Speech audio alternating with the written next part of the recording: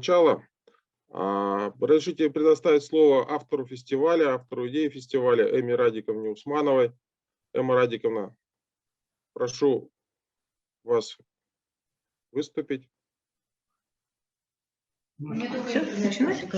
Все, микрофон. Так, добрый день. Я всех рада видеть в здравии, в желании познать что-то новое, открыть для себя истины древности, если они существуют, а они же все-таки есть.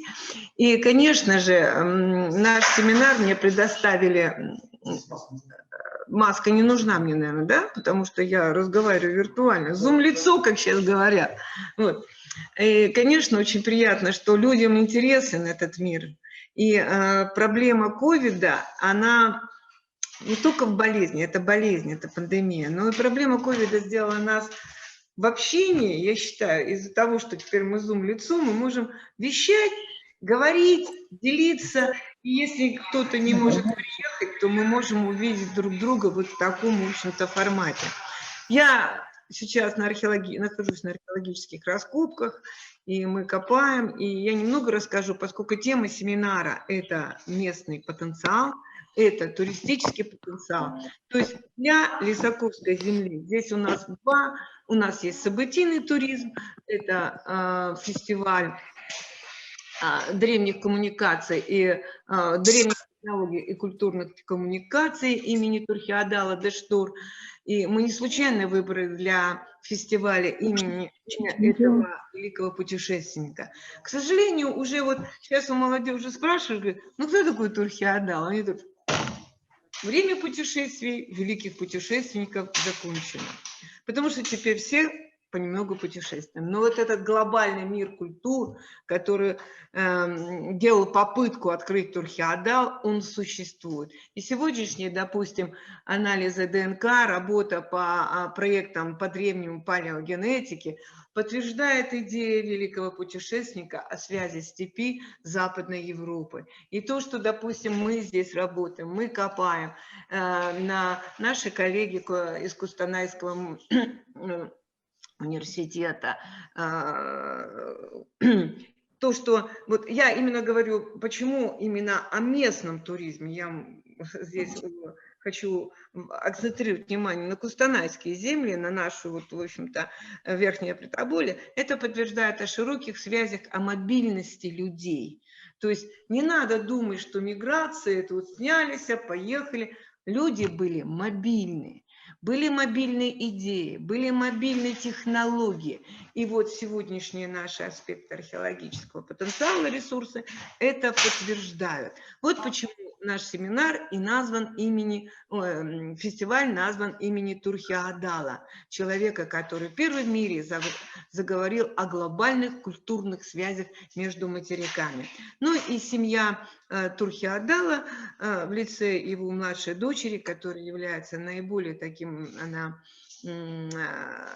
занята просвещением, что ли сказать, идеи отца, разрешила нам присвоить имя нашему фестивалю Турхи-Адала. То есть это не просто так, мы захотели, с неба взяли, давайте мы назовем Турхи. Нет, это имя почитаемое. И что интересно, именно в Советский Союз, когда Беттина была у нас в гостях, она была в гостях и в Кустанае, и в Лисаковске, и в Караганде, и в Павлодаре, когда мы как раз собирали материалы по палеогенетике, она поразилась, что вот именно, говорит, Советский Союз, бывший Советский Союз сохранил удивительную память о Турхи-Адале. Это понятно. Вспомним Юрия Сенкевича.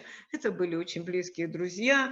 Юрий Сенкевич и Турхи-Адал. Это надо вспомнить, конечно, замечательный клуб путешествий, который просвещал нас. Именно с этого начиналось наше знание о древних культурах, о путешествиях и о великих географических открытиях.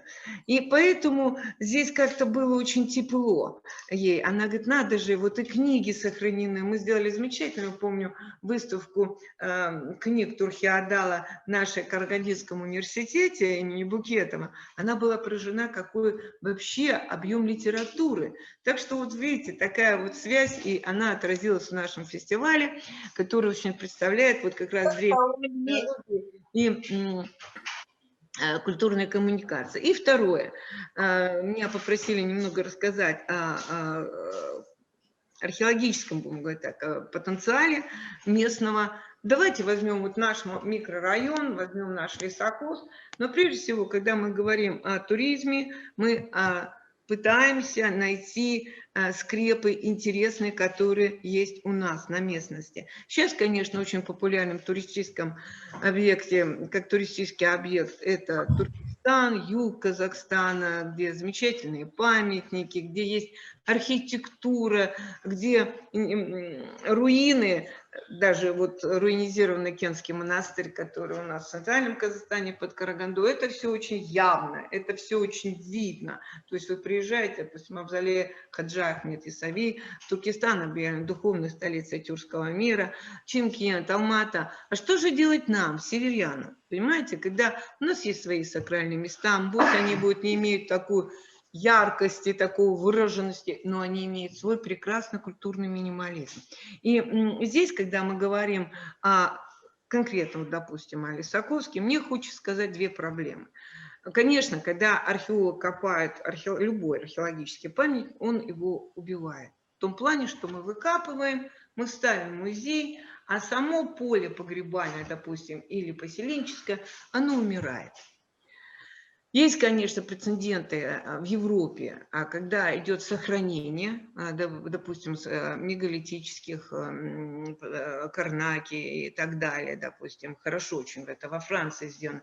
Мы этого практически не делаем. Есть наши соседи, Аркаим, которые замечательно сохраняют именно эпоху бронзы, когда они делают реконструкцию жилищ, реконструкция погребальных сооружений. Есть замечательный у нас Батай, где сделана реконструкция жилищ батайского. К сожалению, вот в Лисаковске, ну, у меня лично это не получилось. Получился музей с нашими коллегами сделать замечательно, мы сделали этот музей. Но сохранить поле, у нас были попытки сделать там историко-культурное поле, но, к сожалению, это, опять же говорю, не получилось. Что должно получиться, допустим, как у меня, как у археолога? Конечно, у меня была идея сделать, мы замечательно копаем сейчас памятник Новоалиновский, где есть мегалитические сооружения подземные, и была идея сохранить это, как-то можешь вытащить. Но, к сожалению, опять же говорю, эта идея не нашла автора исполнения. Я только могу это предложить. И вот археология в данном случае в Лисаковском микрорайоне, она может быть выражена вот с оставшихся, которых не раскопанные памятники, а здесь есть нераскопанные памятники. То есть здесь можно определить технологическую цепочку, начиная с музея, где уже выставлены определенные экспонаты, здесь этот мир сохраненный Андроновский, и дальше ландшафты. Но тут опять у нас слишком антропогенный фактор, который несколько разбил историко-культурные природные ландшафты. То есть при сохранении историко-культурного природного ландшафта возможно вот такая цепь сохранения музея и вывоз, так сказать, на историко-культурный ландшафт. Как я говорю, река сохранила свой бег, скала стоит на месте, и все-таки это было когда-то 1000 лет назад. Больше вот, ну, может быть, кто-то что-то добавит, я уже со своей, так сказать, точки зрения говорю, больше я сохранить ничего не могу. Хотя говорю, вот мегалитические сооружения, которые мы раскапываем, я была в Англии, я видела, как они это сохраняют, я видела, как они работают с этим. Но, наверное, у нас пока это не дозволено, имеется в виду, у нас нет возможностей и финансовых, и технологических. Хотя, говорю, все возможно при желании. Аркаим есть, Батай рядом стоит. Но пока вот так. Конечно, сыграла свою роль вот казахская народная традиция, когда засуха, то вот надо все погребения закрывать. И, к сожалению, все, что мы раскопали, а там были замечательные сооружения каменные, все это было закопано местным трактористом. И сейчас я уже провела соответствующую беседу, мы с коллегами привели, что не стоит это трогать, что засуха это не зависит от того, что вы копаете, что вы не копаете. И, ну, что-то удалось сохранить. Ну, это так, к вопросу о культурном наследии, которое мы стремимся сохранить. А так, в общем-то, археология имеет чисто вот ресурс, предметы, материальный ресурс, когда они копают. А памятники нетронутые, они, конечно, имеют свой вид, и надо уметь рассказывать, надо уметь показывать. Как у Чингисхана выражение есть замечательное, я люблю его, под властью, что сохранилось под властью синего неба. Ну вот все, что я вам хотела рассказать. Конечно, здесь замечательно, кто знает Лисаковский музей, замечательные коллекции, которые мы создали. Мы копали эти памятники, ну сейчас и продолжаем копать по мере сил, уже 35 лет, и, конечно, это одна из лучших коллег, которые создали вот вообще участники экспедиции. А экспедиция имела в свое время очень такой, знаете, резонанс в бывшем Советском Союзе. Здесь были и представители и Москвы, и Санкт-Петербурга, и Таллина, и были иностранцы, датчане, норвежцы. То есть это была экспедиция, которая имела вот такое, в общем-то, культурное значение. Сейчас, конечно, уже нас мало и проблемы с деньгами, но это у всех свое есть. Но в любом случае вот этот потенциал археологический, он яркий. И я вчера была, когда на приеме у Акима города, они сейчас вот, у нас сейчас любят муралы везде рисовать, да, у нас то вот, например, в Караганде мне нравятся муралы, они не всегда, они имеют глобальный историко-культурный такой, у нас есть мурал, посвященный знаменитому вот этому егерю, который погиб при защите Сайгаков. Есть муралы вообще исторические, есть муралы просто, так сказать, этнографические. Но вот у нас теперь 2 мурала появилось в Лисаковске. Я предложила вчера Акиму такую идею. Кстати, тоже имеет... Кстати, муралы же очень интересно, тоже историко-культурный, будем говорить, туристический потенциал. Допустим, вот в Тегеране... Я наблюдаю за муралом в Тегеране. Это... шиитская исламская страна, казалось, ну там лица можно изображать, казалось бы, там должен везде аятоллах Хамини быть. Нет, муралы посвящены людям труда, муралы посвящены женщинам, детям, вы понимаете? Не одни батыры скачут, а вот такой аспект человеческой жизни. Затем мне очень понравились муралы в Чили, в Сантьяго-де-Чили. Причем самые лучшие муралы сделаны в самых депрессивных районах. Вы понимаете? То есть люди сами, которые, в общем-то, живут в этих, как называемых, фавелах, они, ну, это бразильский термин из...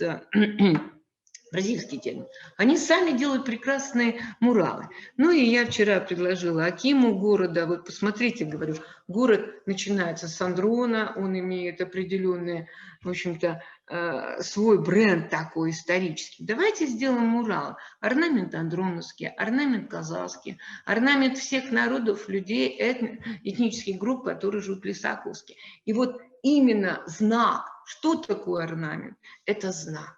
Это знак культуры, это внутреннее отношение к миру, который ты видишь. Давайте говорю, вот особенно, допустим, вот первый микрон, старый, городу 50 лет, да, есть старые районы еще выставлены, но относительно старые. И это будет красиво. Вот это будет не только лица наших великих там поэтов, писателей, батыров, это будет то единственное, потому что знак, орнамент, у нас в голове существует определенная история, исторический такой аспект знаковый, ну, может быть, такой. Так что вот я считаю, что для туризма это может быть очень интересно, быть муралы, потому что, например, в Вильнюсе они, ну, там, конечно, был этот известный муралист, который из Франции, он им рисовал. Вот. Есть, конечно, это специальные экскурсии делаются по муралам, потому что это выражение исторического отношения, ну, будем говорить, отношение к исторической ситуации. Там у них встреча Горбачева, допустим, есть с Рейганом, у них так это все, Трамп есть, но это их видение. У нас тоже можно будет интересно это сделать. Ну, вот, так, вот все, что я хотела с вами поделиться, наверное. Мы ждем Бахыт Камаловну, которая с вами обязательно придет, интереснейший семинар. И я очень благодарна, что вот в это жаркое время, сейчас 42-40 на Раскопе, вообще жарко, вот именно жара такая, все-таки вы нашли время встретиться, подумать, и мы все заинтересованы в интересной жизни, а жизнь интересной делаем мы сами. Всем всего доброго и, конечно, я всем желаю здоровья. Выжить в это ковидное время, вот, жить его и сделать снова наш мир прекрасным, и начинаем его делать сейчас. Как говорят казахи, сусунбумайды, потом не будет. Всего доброго. Давайте, пока. телефоном. Так, все, я выключаю. Ну вот слушаю семинар. Давай. Семинар идет. Есть вопросы ко мне? Семинар Простите, идет. мне надо идти. Подключилась Да, я могу телефон. ответить на раз, потому что я больше не выйду. Мне Ну надо на говори, раз. говори. Таня ходила, видела, что я пошла в магазин в огонек. Так, нету вопросов ко мне. Что мечтаете найти? А? Что мечтаете найти? Я под властью синего неба, я ничего не гарантирую, никаких находок. Сейчас мы сейчас работаем очень в тяжелых, я хочу сказать, условиях. Земля как камень. Мы работаем буквально вот, поливаем землю. Я не знаю, как у нас получится с раскопом, очень тяжело работать, очень. Мы нашли какое-то ритуальное место, где россыпи керамики, видимо, разбивали сосуды, это все раскинуто. Но посмотрим, что вот мы работаем за счет воды. Хорошо, что помогают местные. Я вообще хочу сказать, что в Лесоковске всегда доброжелательно относятся к археологии. Мы можем обращаться к органам, люди могут нам, поэтому помогают люди. Так, в общем, не знаю, как мы сможем скрыть, но что-то мы, конечно, скроем. Какая-то идет большая ритуальная яма. Я думаю, что-то сделаем. Завтра водой опять польем. Причем хочу сказать, как водой польем, так сразу дождь в городе. Мы вчера наши лили воду, говорят, что-то мало полили, такой слепой дождик полим. Я говорю, ну ладно, сегодня еще дождь польем, еще что-нибудь раскопаем. Конечно, я уже, в принципе, все, что, наверное, мы хотели, мы нашли. У нас очень хорошая, интересная коллекция. Но там, как судьба покажет, что будет, как будет. Археологи всегда, я хочу сказать, археологи вся интересна. Вот сейчас у наших коллег, моих карагандинских коллег, очень интересные находки. Находки замечательно в Восточном Казахстане, где копает Азинула Самаша. Но археологи вся интересны. Вы понимаете, не обязательно, не все золото то, что блестит. Понимаете, археологи, вот этот мир тонкий, я могу рассказать, мы копали схрон на Валиновске, ну, наши все ребята, ну, там схрон, там наверняка что-то будет такое, что вот мы прям ахнем. Да, это был схрон, это был тайник. И что там было? Вот я хочу рассказать. Там, конечно, замечательный красивый сосуд, такой со свастическими орнаментами, потрясающей красоты сосуд. И в центре стоит такая палочка деревянная, и она была обвита бронзовой проволокой. Вот эта ценность, понимаете, что это означало? Причем мы сделали анализ, это дерево, это орешник, скорее всего, это не местный орешник, откуда-то привезенный, да? Но что это такое? Как это такое? Вот ради этого строился достаточно сложный схрон, который вошел в линию рва, в линию ограды каменной. Так что, вы знаете, вот этот мир, я имею в виду мир Андрона, андроновской эпохи бронзы, он невероятно интересный. То есть мы обычно материально очень думаем, ну, тут золото нашли, так, о, это так хорошо, вот это, вот это. Но на самом деле есть вещи, которые достаточно... Они к золоту относились совершенно по-другому. Это как, знаете, как вот в Перу инки. Когда Писаро зашел, когда конкиста зашла, их было всего 110 человек, они заходят в Куску, они были потрясены. То есть инки, они были совершенны. У них были сады из золота, ну, заходит глава инки, у него такая бусина, знаете, с моей вот с голову. То есть они к золоту относились как к красивому металлу. Оно не представляло этой материальной ценности для них. Это было красиво, это был знак солнца. И тогда Писаро, когда они пленяют последнего великого инку, он заставляет нести золото в его, чтобы они его выкупили, главу правее. И где-то они 2 месяца плавили это золото. Около 2 тонн было выплавлено золото, которое, кстати, было отправлено в Испанию. Никому счастья это золото не принесло. Корабли где-то там погибли, частично дошли. Сам Писаро был убит его брат. То есть, вот понимаете, золото, оно вошло уже как в современное наше мышление. Для тех людей, которые это делали, это был очень удобный металл, он был пластичен, он был красив. Поэтому не все золото, что блестит. Вот эта деревянная палочка, окутанная проволокой, была гораздо как-то важнее. Она имела какое-то, может, магическое значение. Потом я, когда была в Голландии, я обратила внимание, что головные уборы национальные, голландские у нас, в общем-то, достаточно голландский костюм, очень интересный, сложен. У них вот тут вот висят такие проволочки, завитушки такие, и вот так стоят вот эти проволочки, понимаете, на головном уборе. Я думаю, ну, действительно, кто знает, понимаете, какой вид-то я. Ну, и я статью написала о том, что вот возможно, вот так. Ну и потом у нас была замечательная охотка на Новолиновке. Вот коллеги, мы все вместе это копали, приезжал коллега Павел Косинцев из Екатеринбурга. Это пара захороненных лошадей. Жеребец и кобыла.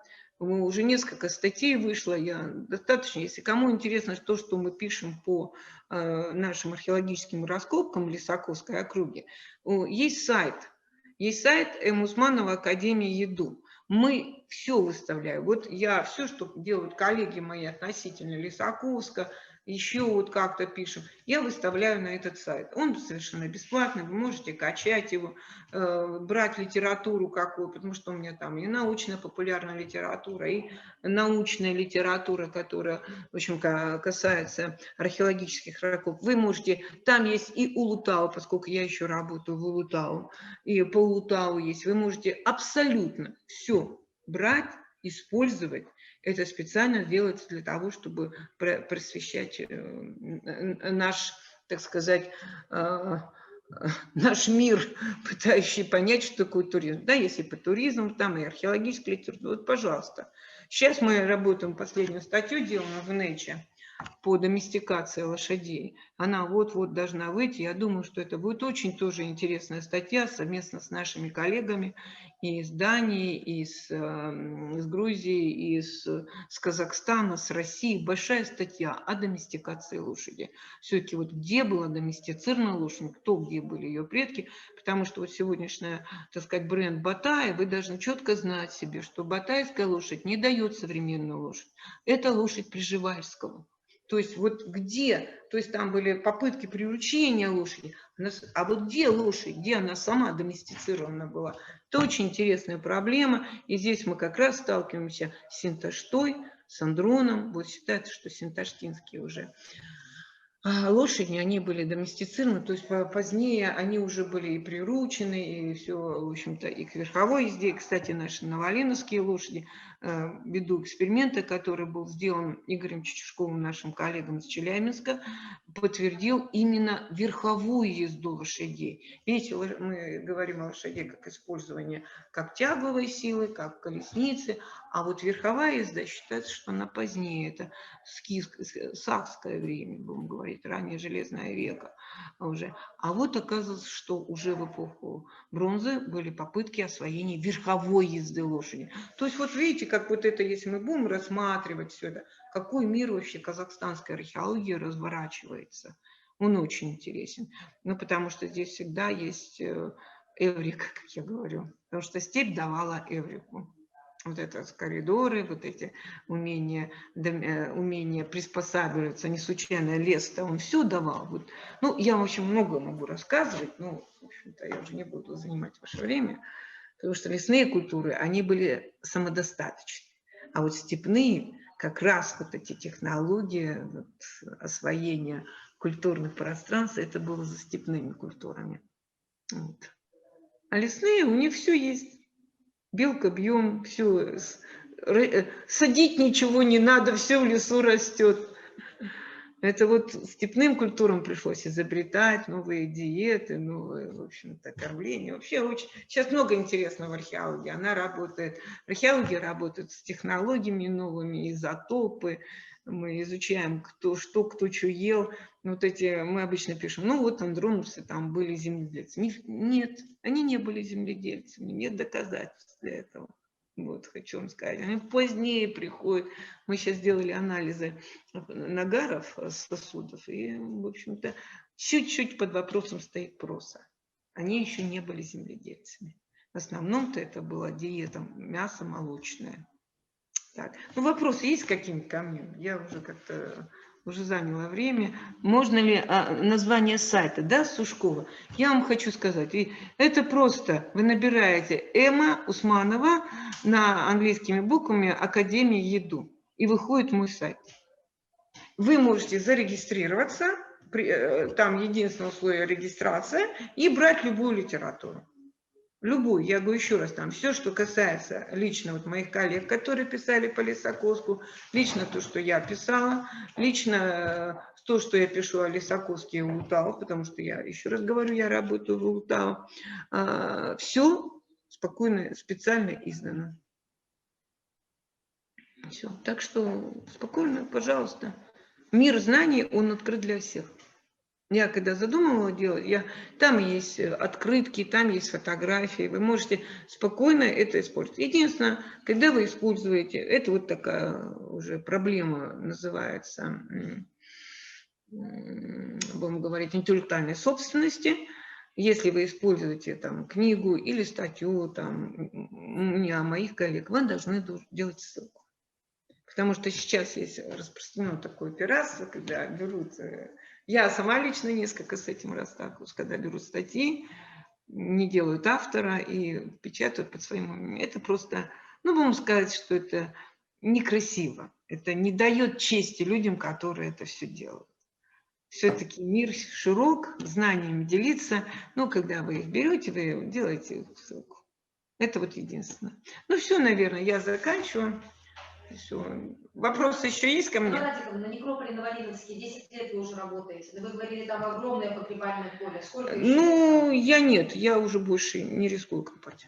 Мы когда считали с Александром Семеновичем Сусловым, который, в общем-то, с детьми Кипчак, они открыли этот некрополь, когда вот мы начинали работать с ним, мы насчитали около 24, где-то 26 погребальных сооружений.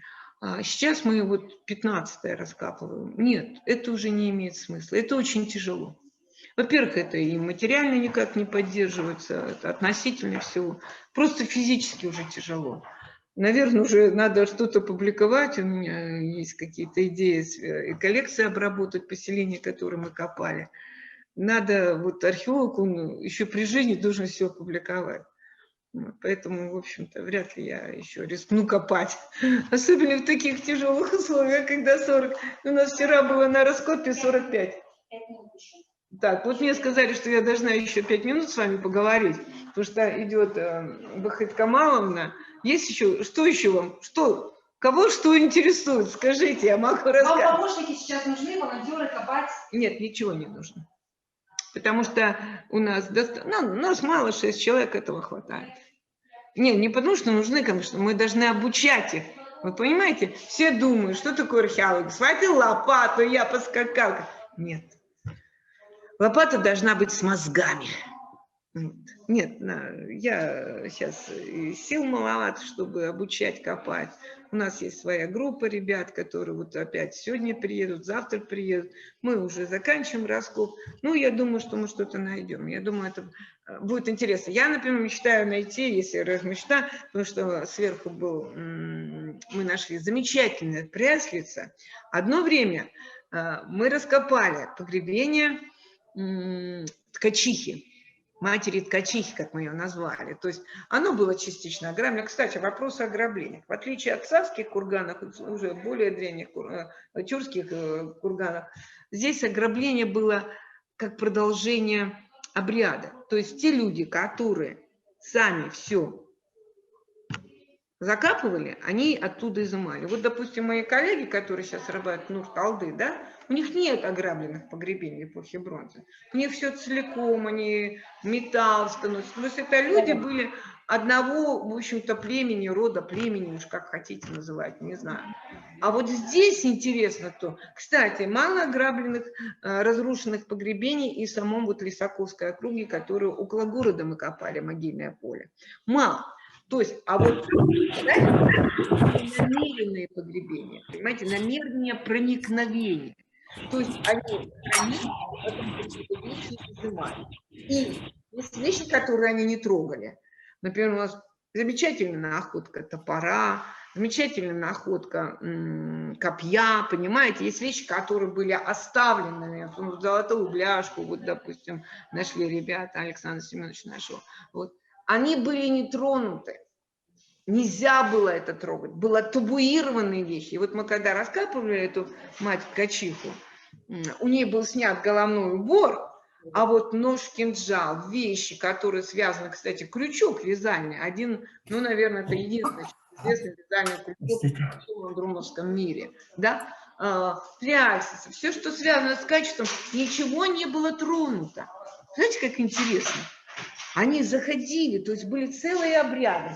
Ну, я с вами прощаюсь и предоставляю замечательному слову моей коллеги, в общем, Вахид Камаловне, и я вам искренне завидую в том плане, что вы насладитесь прекрасными знаниями, прекрасной речью и, как я говорю, с вечным космосом, знанием по туризму и по истории нашей Великой Степи. Всем всего доброго и хорошего лета.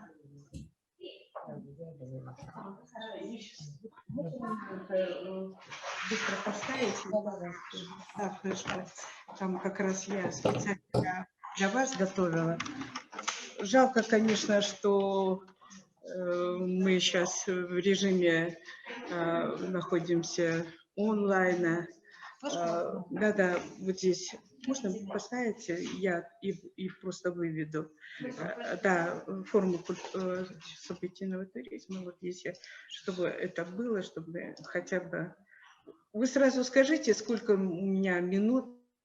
Я готова такую... Без лимита у нас. Без лимита? Да, без Ой, лимита. Мы замечательно. перейдем только на обед потом. Ой, Я скажу вам. замечательно. Замечательно. Чем сразу, наверное, запустим?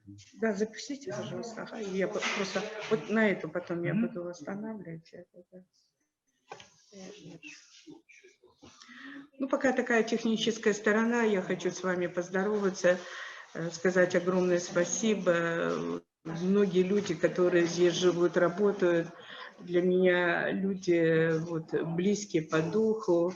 В первую очередь Эмма, это очень близкий человек. С Натальей мы, вот, помните, какие замечательные соросовские были встречи на уровне вот такого большого масштаба мы учились. И спасибо, Шинар, вот, то, что вот сейчас пригласили, я совершила такой большой путь, чтобы быть здесь на севере нашего государства.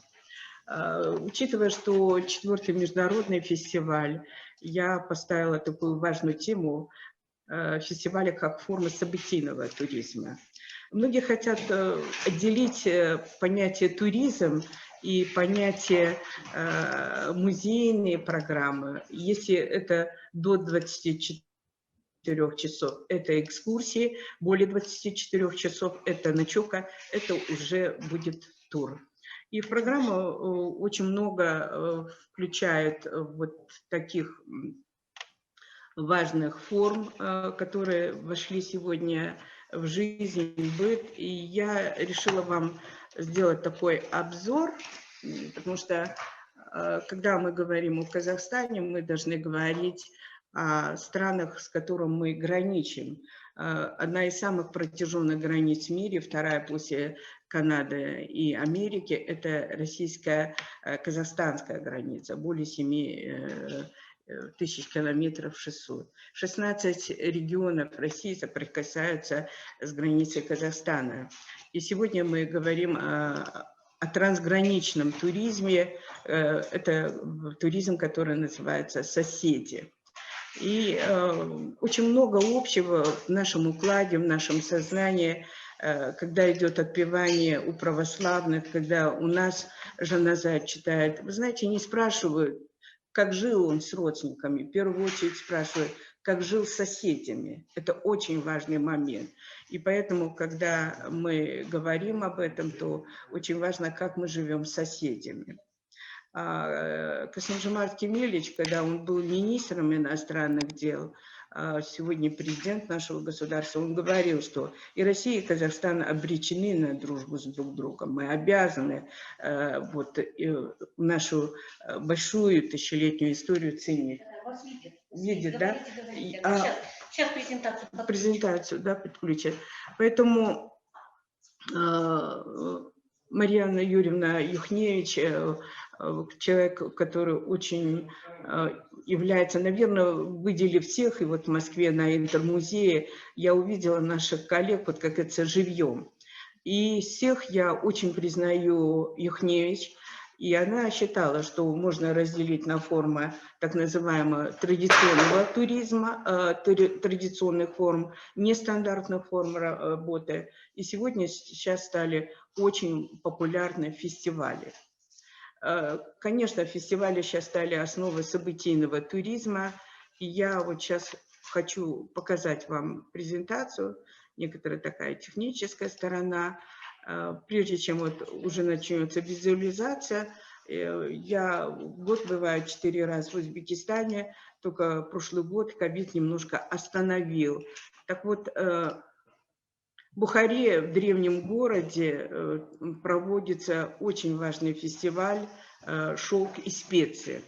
Великий шелковый путь, путь, который сопутствовал цивилизации, стал мостом между людьми, живущими на планете Земля.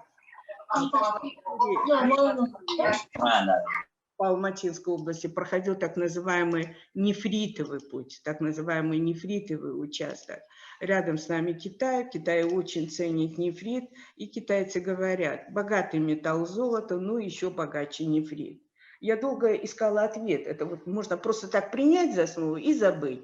А я взяла Ферсмана, занимательная минералогия, ученика великого Вернадского, который свой труд о биосфере завершил у нас в Бурабае. И, кстати, Гамалеи, вот спутник Ви, который мы сейчас, это все великие люди, которые в годы войны были у нас в Бурабае.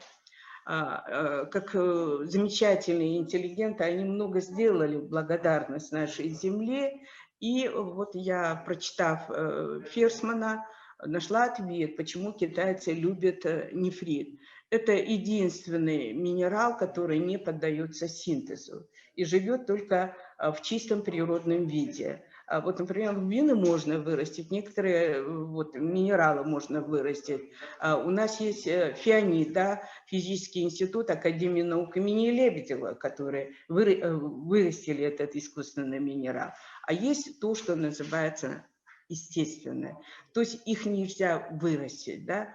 Богатая кустанайская земля знает, что это такое, да, как идет минерализация, как идет кристаллизация, потому что недра нашего государства называют малахитовой шкатулкой, и также Кустанайской областью. Ну, где такие бокситы, где такие железнорудные, это все здесь, да, и, конечно, почва, земля, все это вместе отражает ту большую историю. Дело в том, что казахи, зная свою культуру, зная свою землю, всегда говорили: «Жер шежереси, ель шежереси». История земли – это история народа. И вот 3 наших огромных территории ЖУС определили важный психотип казахов. И, конечно, это кшизис. Важным является то, что-то никак не показывается.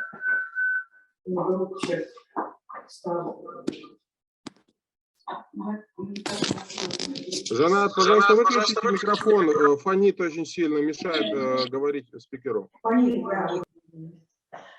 И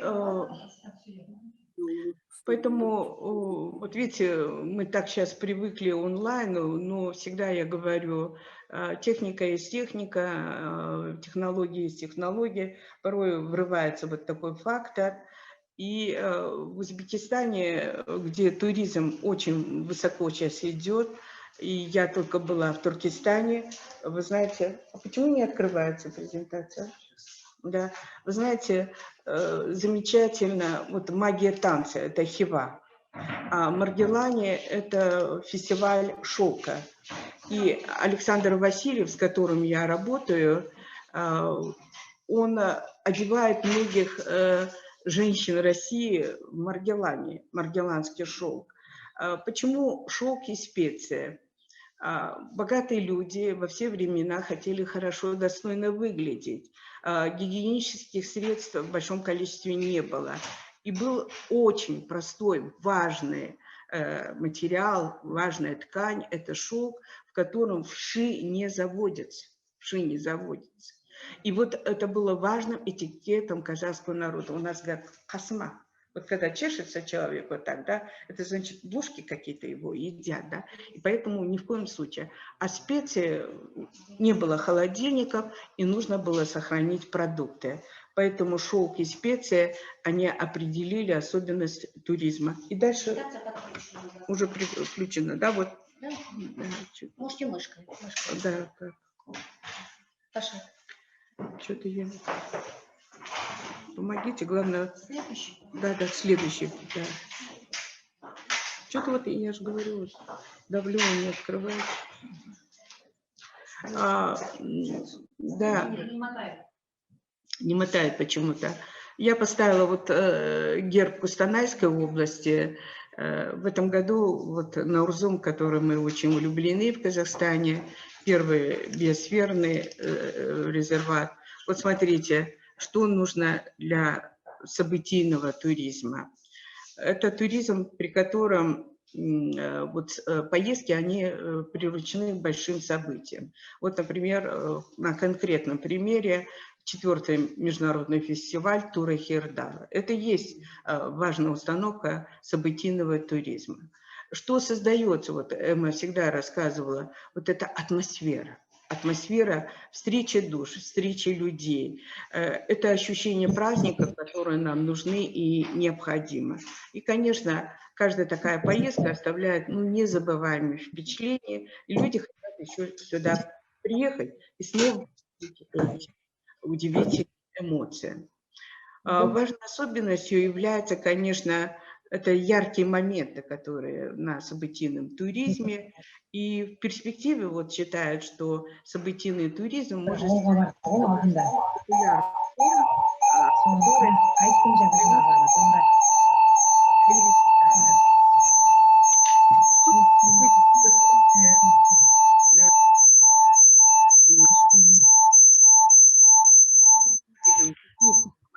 это фестиваль праздника.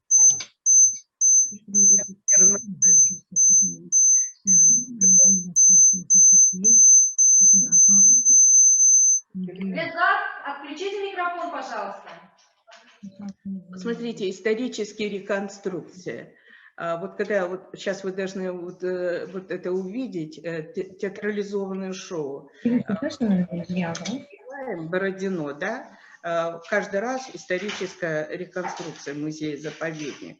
Вот здесь можно было бы сделать историческую реконструкцию великого восстания Амангельды Иманова, которое определило последующий ход. Это движение в революцию, а Ленин дал масштаб о праве нации на самоопределение. И поэтому это очень важное было событие, поэтому исторические реконструкции, они просто необходимы. И когда, как член Национального комитета ИКОМа, я побывала в Беларуси. Белоруссия маленькая, меньше нашей Алматинской области, всего около 200 тысяч, так же, как вот Кустанайская область. Вы знаете, там проводится замечательно вот, реконструкция, замковый комплекс «Мир» и «Несвидж». Это братья Радзивиллы. И на могиле одного из знаменитых Радзивиллов написаны такие слова: «После смерти никто не рыцарь». Это очень важное театрализованное шоу. В Алмате проводятся фестивали театрального искусства, театра кукловодов, и вся Алмата участвует. Кстати, даже вот вас могут вызвать, да, и вы должны это. И раскрываются таланты, чтобы люди это делали вместе. Фестивали кино и театра. Ну, это Международный день театра, фестивали кино и Евразии, потому что в Алмате, в Казахстане, мы тогда столица была, сняли 23 полнометражных фильма. И вот сегодня есть такая замечательная рубрика «Советский Голливуд». Советский Голливуд рассказывает о лучших актрисах и звездах этого времени. Николай Черкасов, великая Валентина Серова, Любовь Орлова, Ладынина. Они все жили в Алмате. И 23 полнометражных фильма сняли у нас в городе. Поэтому Алмату называют советским Голливудом.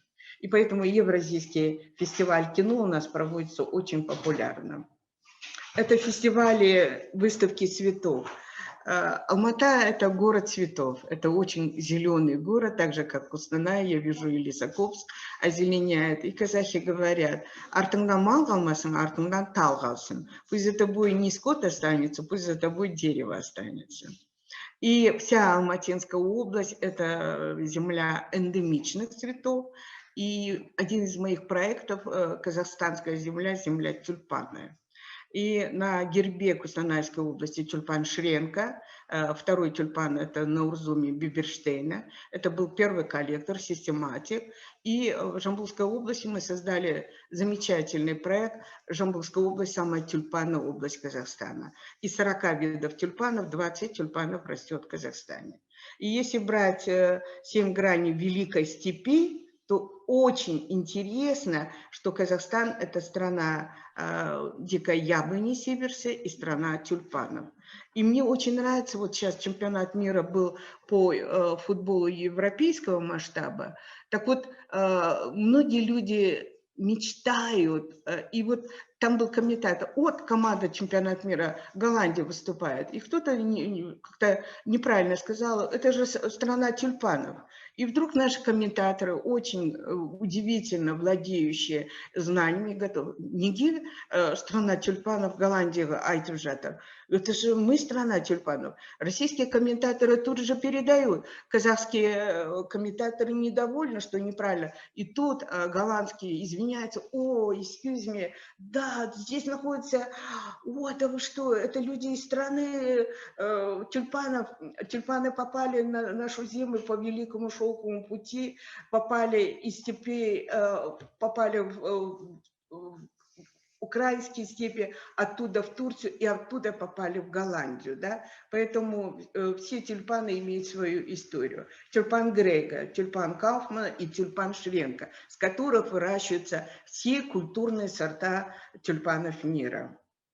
И потом вы увидите, это гастрономические туры. Вот я хочу сказать, гастрономические туры, они вообще заранее. Вот я когда бываю на гастрономических турах, Тай-Казан, я всегда говорю, вот все хотят худеть, а я говорю: как жалко нет второго желудка. Потому что ест народ, что любит народ, это важно. И вот когда мы говорим о коне, вот обратите внимание, в период ковида все стали баранину кушать, что баранина, она больше дает иммунитет, чем говядина. А у казахов была всегда классификация, что баранина и конина – это деликатес, это мясо животных с горячим дыханием. И оно гораздо полезнее, чем мясо животных с холодным дыханием. Это чисто наша казахская классификация. Это кочевая классификация. И это гораздо полезнее. Да? Поэтому, когда человек заболевает, у нас много пьют бульон. И этот кесур по битке, да, оно действительно вымывает все эти вирусы и дает нам стойкое ощущение здоровья. Это модные показы, это аукционы. Они тоже являются основой событийного туризма. Это фестивали музыки и музыкальные конкурсы. Я бы могла назвать национальным масштабом — это День Дамбры. День Дамбры, который проводится у нас в республике. И вы знаете, я очень люблю оркестр Курмагазы. У нас всего 5 коллективов академических. И думбра – это великий музыкальный инструмент, который поведал музыкальную историю казахского народа. И, конечно, это спортивные события. Я сама очень люблю великого человека, который создал олимпийское движение, Пьер Кубертен. Его формула олимпизма «быстрее, выше, сильнее», она очень важная. И действительно, она может быть формулой каждого человека. Как быть быстрее, выше, сильнее, да? Как жить по ритму солнца, как быть мобильным. И у нас очень много ходит в Алмате, потому что сердце по-казахски жрет, а ходить жрю. Ходим мы, ходит наше сердце. Здесь вы видите, почему фестивали получают большое общественное признание. Во-первых, они проводятся в зависимости от времени и именно в местах, где они проводятся. Это сезонные, да? Например, календарные праздники.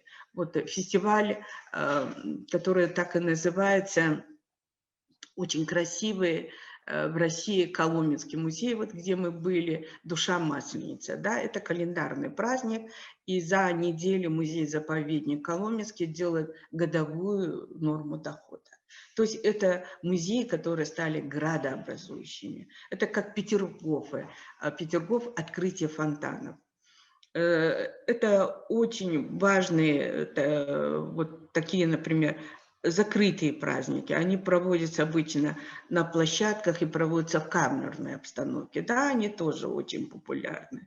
Это открытые, которые проводятся под открытым небом, да, огромное количество людей. Но управлять такими фестивалями, праздниками очень сложно. Нужно дать единый ритм, ощущение, которое необходимо, чтобы это стало не просто огромным мероприятием, а важным мероприятием и дошло до сердца каждого человека.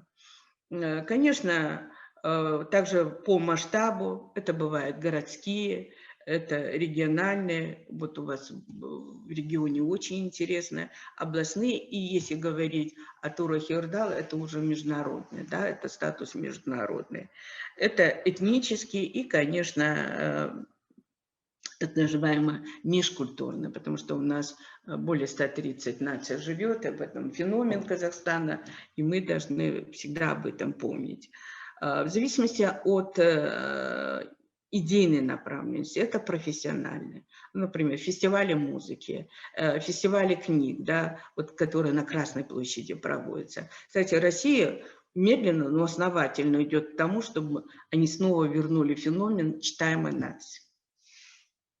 Мы пока еще мало для этого делаем, и все время я вспоминаю интермедию Хазанова на выпускника кулинарного техникума, когда он говорит: всю жизнь я прочитала 2 книжки «Муму» и «Аня Каренина», но не могу понять, в которой из них Герасим бросил Муму под рельс.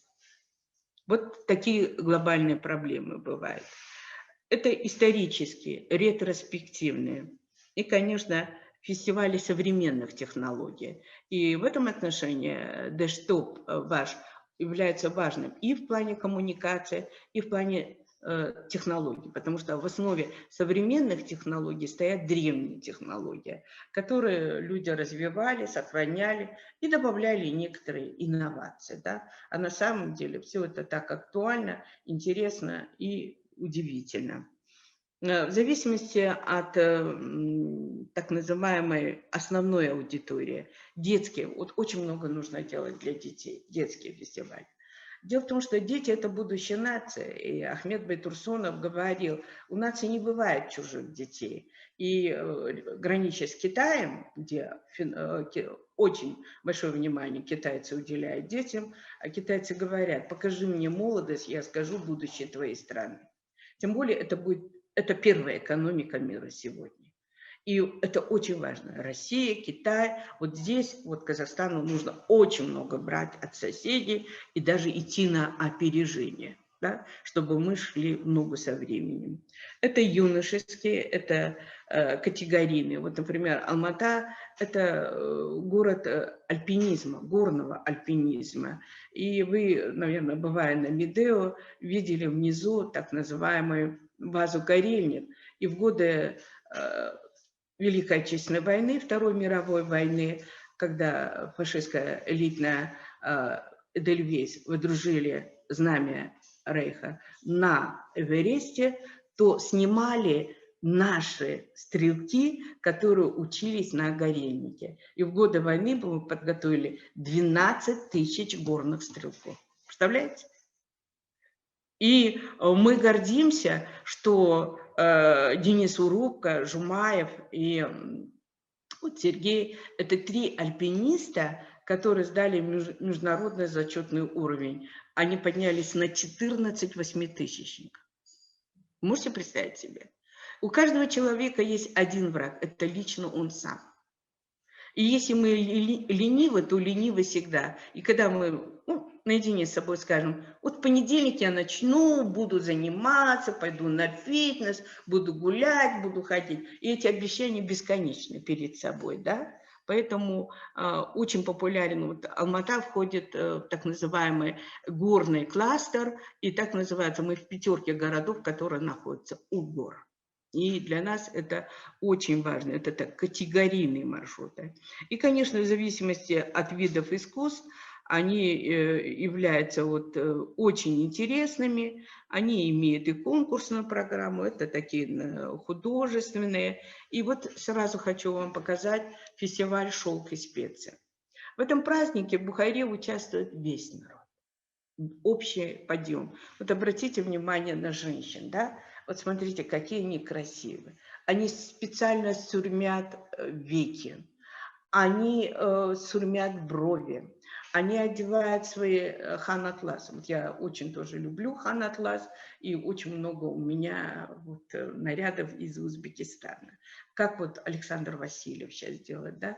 Одевает женщин России в великолепный шелка. Так и называется «Silk и Spice». Теперь посмотрите. Вот так продаются специи. Как узбеки могут продавать? Вот так смотрит на тебя и говорит, ханум, ой, ханум, ой, только для тебя, ты королева, ты красавица. И даешь установку, что ты красавица. Что ты красавица. А как Виктория Токарева, по сценарию, который сняты фильмы, да, «Не горюй, Мимино», если я покрашу одну половину лица, а вторую не покрашу, в течение дня никто мне не скажет, женщина, вы вообще как-то странно покрашены, да, потому что в действительности это так. И специи, вы знаете, если вы возьмете книгу Питера Франкопана «Шелковый путь», это профессора Оксфордского университета, вы знаете, картина Караваджо, картины художников итальянцев. Почему вот когда вы бываете в музее изобразительных искусств имени Пушкина в Москве, я вот на фестивале познакомилась с Мариной Лошак, Ириной Александровной Антоновной, она, к сожалению, ушла из жизни. Знаете, картины солнечные, яркие. Почему? Потому что использовались специи. Использовались специи. Это секрет технологии красок Италии. Это специи создали вот эту необыкновенную живописность работ итальянских художников периода Ренессанса. Вот это знаменитые шелка. И продается так много шелка, шойо, великолепные вот так называемые ботини, платки фестиваля, потому что платков никогда не бывает много, да? И вот когда вы куда-то собираетесь, и мне нравятся женщины, у которых много платков. Платков никогда не бывает много. И, кстати, Интермузей участвовал Павло Посадский, да, мануфактура, и они несут. Вот смотрите, как они ставят рекламу.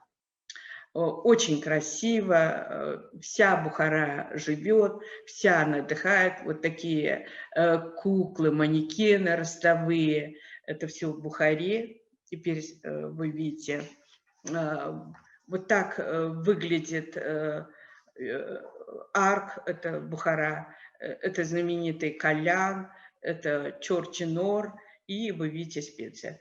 В мире так говорят. Скажите, кто из вас был в Бухаре? Вот, знаете, поедьте, пожалуйста, я вас очень прошу, да, вы полюбите на всю жизнь. Сейчас со стороны рейсы прямые идут на Самарканд, а там поезд Афросиаб, который за 2 часа вас доставит до этого города. О Бухаре говорят так, что если в мире свет падает сверху, то только в Бухаре падает снизу. Это очень намоленная земля. И вот почти все великие люди, и ваши, и Шаны, они все учились в Бухаре. Они закончили медресе Мира Араб, который не каждый человек завершал. Да? Это очень важно. Если говорим мы о цели, это сохранить культурное наследие. То есть в любой программе событийного туризма ставится цель. А вот подчеркнуть эти специфические особенности и, конечно, поддержать народных ремесленников. Очень важно также вот поддержать золотое качество. Вот вчера мы в музее увидели ваше вот историко-краеведческого музея, и вот мурах, да, вот он не имеет аналога. Эти палетки, которые у вас, да, это вершина золотошвейного искусства, которая есть в коллекции вашего Кустанайского музея. Это гордость. Вот это такие раритеты, я вот честно говорю, в виде музея Казахстана, я считаю, вот нужно эту традицию вот не забыть. В Узбекистане мужчины вышивают, а в Казахстане женщины. Тратилась огромная энергия глаз. И часто эти работы назывались битпес, бесконечные. Несколько поколений людей вот, были сопричастны к готовому изделию. И, конечно, это изобразительное искусство, потому что вот я очень люблю вашу Наталью Халифаеву, и когда здесь давала концерты Татьяна Бурмистрова, она мне привезла один поднос, я так влюблена, и у меня на самом красивом месте поднос Натальи Халифаевой. Я считаю, это шедевр, потому что ну, такая техника росписи, обжига не каждому человеку дана. Да? Но когда я спросила про Наталью, сказали, что она сейчас уже так не работает, как работала. Ее работы все раскупали, все ездили, чтобы купить работы Натальи Халифаевой. Фестиваль «Шелк и специи» проводится с 28 по 30 мая. В этом году, смотрите, ковид везде, но они провели, потому что фестивали нельзя останавливать. Но были проведены все меры, которые необходимы были для карантинных условий в период ковида. И по масштабу, грандиозности она не имела равных вот в этом году, потому что она заставила народ взбодриться, который сейчас в депрессивном состоянии был. И вот смотрите, что сделали они, да, вот я специально поставила вам. Вот только фестиваль закончился, они поставили программу на 2022 год.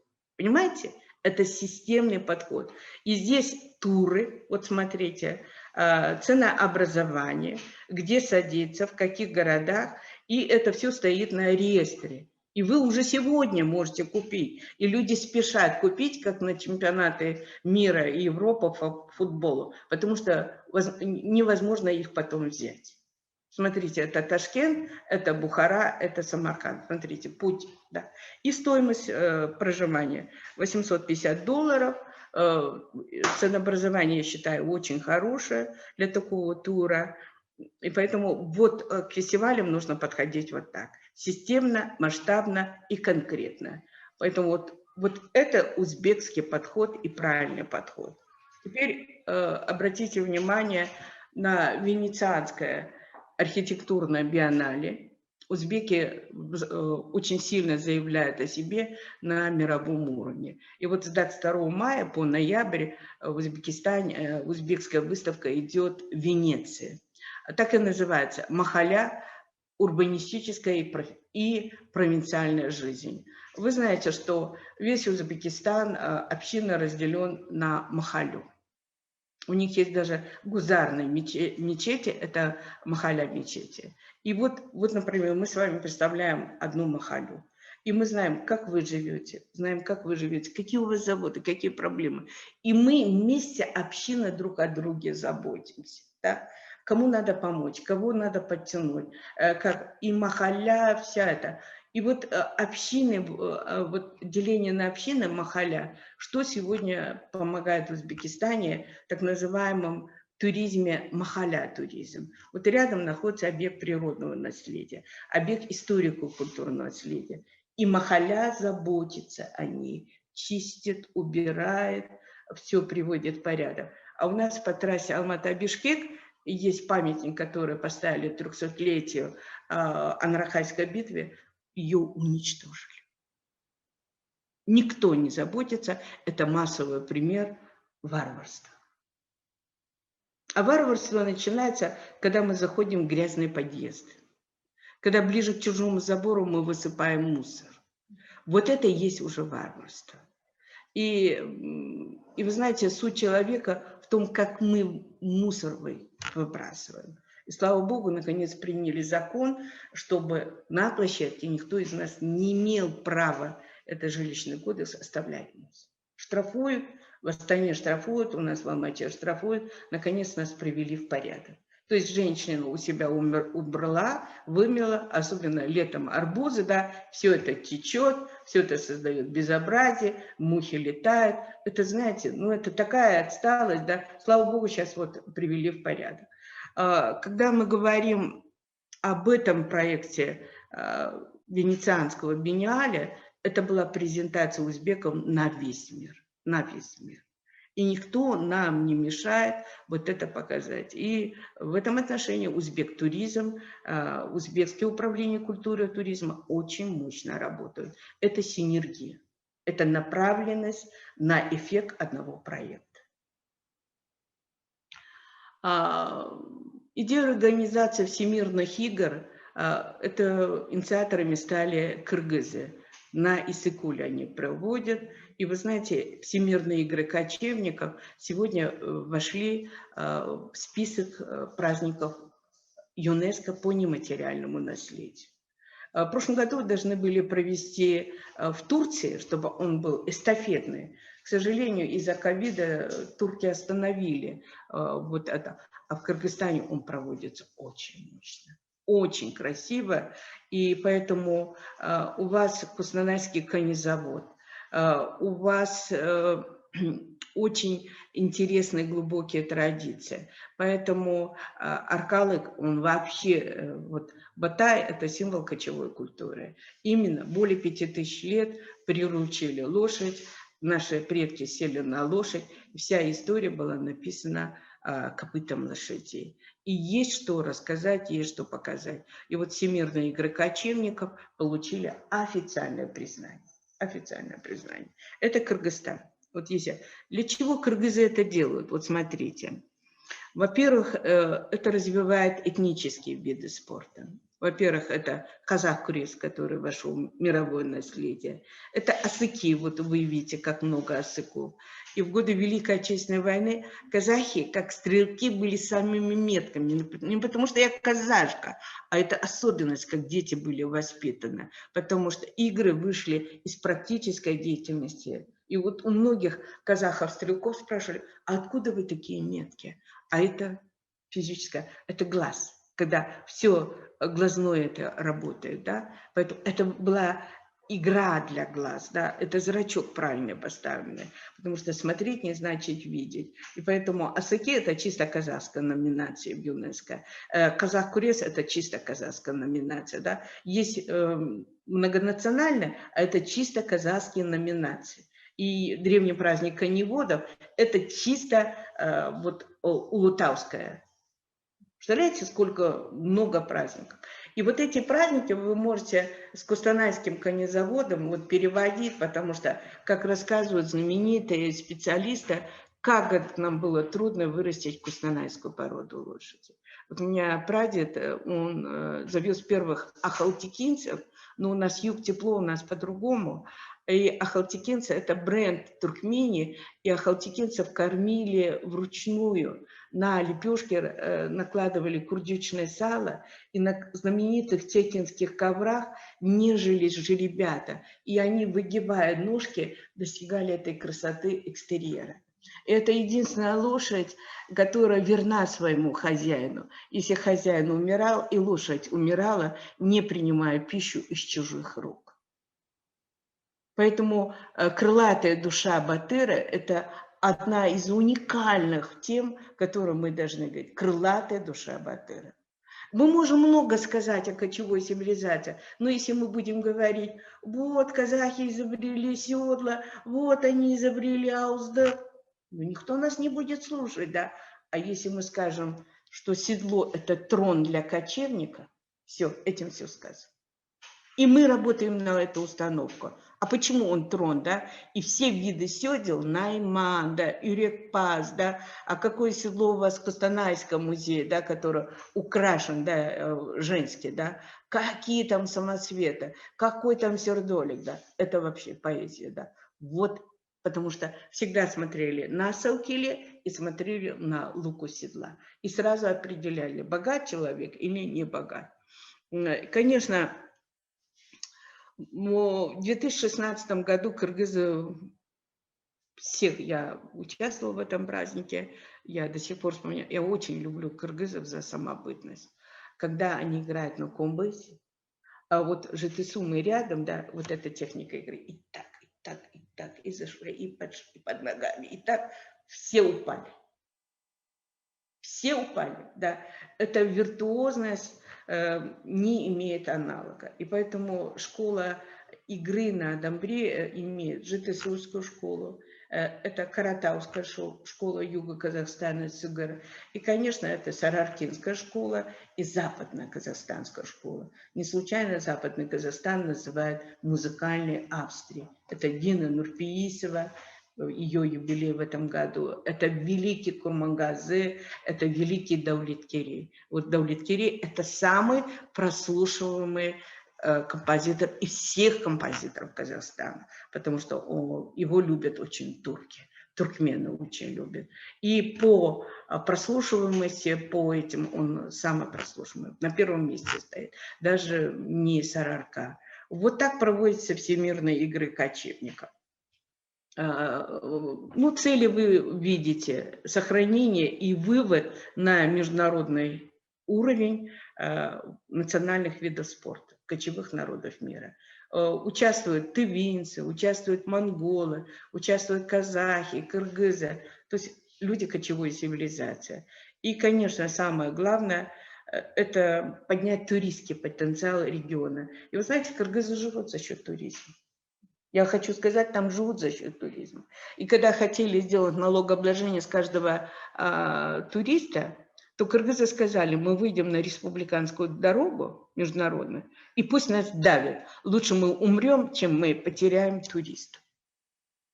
Там это великолепно поставлено. Там, вот как, знаете, как сейчас Испания, да, Венеция, да, мэр Венеции проводит экскурсию для людей, чтобы поднять снова уровень, как Испания. С нас сейчас требуют, чтобы от ВВП, внутреннего валового продукта, туризм дал 8%. А в Испании 11%, это 80 миллионов. Но для того, чтобы мы пришли по масштабам, меркам Казахстана к этим, мы должны все здесь работать. Это должна быть общая национальная задача, сверху, снизу, да, и вместе мы создаем то, что называется индустрия гостеприимства. Поэтому это одна из великих игр, которые действительно не только развивает, но и пропагандирует этническое наследие. Очень красивый фестиваль международный Бузури Хунар. Это проводится в Таджикистане. Это праздник ремесленников. Я тоже была на этом празднике. И обратите внимание, внизу это система налаживания уста Шакир. Это мастер и ученик. И вот эта система в советское время называлась наставничество. Вот у вас горно-обогатительный комбинат, пришел молодой, и ему ставится в бригаду, и бригадир смотрит, может ли с него получить хорошего профессионала. Вот сейчас забыта система наставничества. Она должна быть, она просто необходима. Потому что знания мы должны передавать.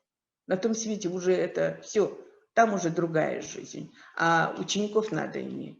И Абаев говорил, учитель без учеников вдовец, но счастлив тот учитель, который имеет благодарных учеников. И вот на этом фестивале Бузури Хунар что делают? Там идет торжественное посвящение мастерам уста.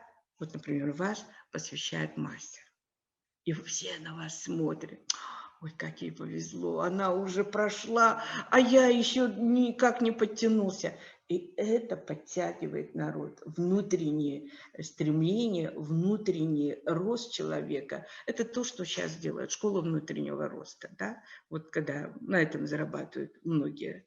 И Бузури Хунар очень важный международный фестиваль, который проводится в Таджикистане. Тоже вам советую на него попасть. Вот смотрите, здесь продают подковы, показывают, как подковы делаются. И поскольку Амангельдинский район, там, где была ставка Амангельды Иманова, там была кузница. Великолепные мастера, кузнецы. И вы знаете, когда обувь удобна, мы говорим, ноги спят. И лошадь надо уметь правильно обуть. Правильно обуть. Казахи никогда лошадь не использовали в упряжи, использовали только под седлом, да. И очень важно для вот аллюра, да, вот это идеальность подков. Видите, вот они подков. И они должны именно вот в таком положении, вот как вы видите здесь, вот тогда они приносят счастье. Смотрите, как женщины сидят. Вот вы пришли, да, вас они сразу встречают. Для вас сыграли на дутаре, вас приветствуют. И вы дали установку, что нужный вы человек этой земле, этой стране, да. Вот, то есть все обращено на человека и сделать в честь человека, да. Вот в этом отношении Базари Хунар, он проводится очень интересно. Теперь я показываю, я взяла в фестивале наших соседей, «Душа Масленица». Обычно проводится с 9 февраля по 21 марта, проводится неделю. Но так получилось, что в 2019 году я читала свою лекцию, вот вторую лекцию, которую я поставила для вас в режиме офлайн. Это нематериальное культурное наследие, это 11 элементов казахского народа, которые вошли в репрезентативный список мирового наследия. Мы очень хорошо идем по нематериальному наследию, начиная от юрты вместе с кыргызами, это айтыс вместе с кыргызами, ки – это чисто казахская номинация, казах куресі – это чисто казахская номинация, асыки – это чисто казахская номинация. И уже в ЮНЕСКО, я член нематериального наследия ЮНЕСКО, нам уже говорят, казахи, остановитесь, что-то вы все забираете. И это очень хорошо, это приятно, это престижно, это ответственно. И вот «Душа Масленица», которая проводится в Коломенском, она является сегодня такой доходной. Людей учат вместе быть, вместе жить, вместе наслаждаться, угощаться. И, конечно, каждый день, да, и, конечно, прощенное воскресенье. Нас держит необузданная гордыня. Необузданная гордыня. Мы не хотим преклониться, но в Библии очень точно сказано. Не будешь терпеть мужа, будешь терпеть сына. Не будешь терпеть сына, будешь терпеть внука. Бог заставит тебя кого-то терпеть. И чтобы этого не было, мы должны всегда... А это 3 мировые религии. Иудаизм, христианство, ислам. Иисуса Христа ислам никогда не отделял. Никогда. Даже оголтело настроено не читают первым пророком. Вы когда-нибудь слышали какие-то намеки на Иса Пайгамбара? Никогда.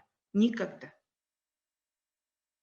Поэтому очень важно. Моисей Муса, Гавриил Джабриил, Иисус Иса, мой Нух. Да, это все наше, это все вместе. И «Душа Масленица», конечно, очень красиво проводится. Она, знаете, совпадает. Это же люди восстанавливают свои силы после зимы. Это праздник солнца, сжигается чучело. И самое главное, да, потом же наступает Великий пост. Великий пост. И в это время нужно насладиться, да. И вот блины – это как наш казахский щельпек, да. И вот щельпек – это ритуальное преломление, да. Вот как примет душу человека, когда ритуал делается, да, искусство приготовления тонкой лепешки, которому тоже же в ЮНЕСКО вошло, так же, как лаваш, именно преломление, потому что засчитывается жизненный путь человека, где он будет по своим. И истинный человек, а именно эта цивилизация Авеста Ригведа, вот где вы сидите, где вы находитесь, Лисаковск, протогородская цивилизация, протогорода. Так вот, Заратушта очень точно сказал, истинный человек – это только тот, у которого благие мысли, благое слово и благое тело. И суфи взяли на вооружение это. Великие суфи. Если человек плохо думает, как говорят суфии, если человек плохо думает, он уже подлец. А если исполнил, он не имеет права на совершенство. Благие мысли, благое слово и благое дело. Вот это триединость человека. Поэтому о хорошем человеке, настоящем, мы говорим, у него слова и дела не расходятся. Не расходятся. Так проводится душа Масленица. Я вам говорила о разных формах событийного туризма. Вот смотрите, историческая реконструкция День Бородина. Это Можайский район Московской области. Кстати, мне очень понравилось последнее, когда я ездила в Букеевскую Орду, и меня попросили для телевидения Уральской, Западно-Казахстанской области, и там нету дороги, только направление, представляете? И я сказала, вот съездив в Букеевскую Орду, около 700 километров, я буквально заболела, я думала, что я не буду жить, у меня очень серьезная травма. Но я, вы знаете, испытала чувство паломника, я испытала благо, что я побывала в Букеевской Орде. И вот когда я подошла к Зирату, и вот в центре похоронен Джангирхан, рядом Давлеткерей и рядом Салық Бабаджанов. Да? А Салық Бабаджанов закончил Оренбургский кадетский корпус. Это большая история. Это высшие аристократы. Так вот, и когда человек вот это видит, и я сказала вот на телевидении, я вспомнила, говорю, Наполеона, который говорил в 1812 году, что плохие дороги России имеют стратегическое значение. Войти можно, выйти нельзя. И так же и у нас в Казахстане. У всех у нас одинаково. Мы все с одной песочницы. И, оказывается, Западно-Казахстанская область по инфраструктуре и качеству дорог на последнем месте, на 14 месте. А Израиль говорит, вот когда вы бываете в Египте, да, что чтобы разбогатеть, нужно строить дорогие дороги. И вот сейчас с Астаны, да, автобан до Бурабая. У нас до Талдыкургана. С Талдыкургана до Алаколя сейчас делают, да? Алаколь сейчас уже должен принять 2 миллиона туристов. Представляете? Восточный Казахстан, там вот идешь, как на Черном море. Как на Черном море. Столько людей там отдыхает. Это вот историческая реконструкция. Я вам показываю разные формы, да? Здесь вот календарный праздник был, это разные формы событийного туризма.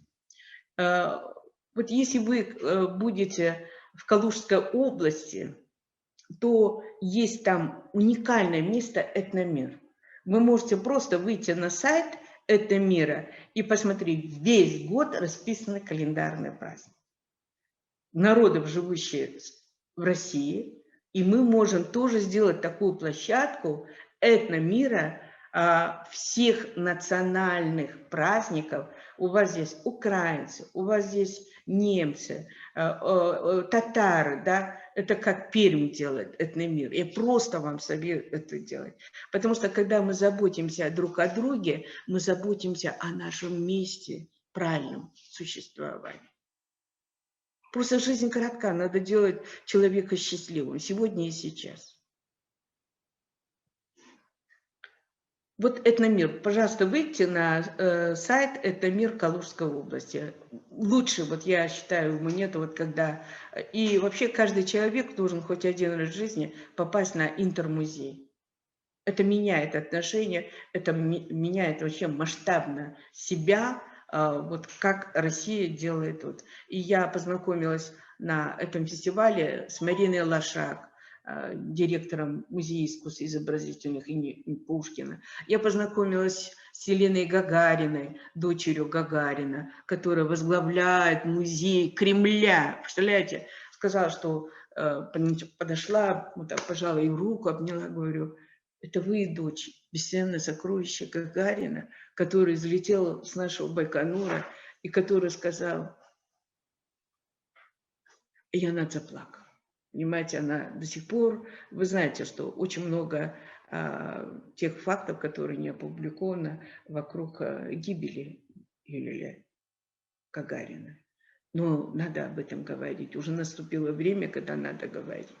И на Байконуре был проведен фестиваль Башметом в честь полета Юрия Алексеевича Гагарина в космос. Это очень важное мероприятие. И я очень люблю японцев. И японская цивилизация – это цивилизация любования. И вы знаете, однажды я вышла из музея, Шинар, Наталья, все знают, представляете, огромный показатель по плану. И вот одной из форм традиционной работы – это экскурсии и лекции.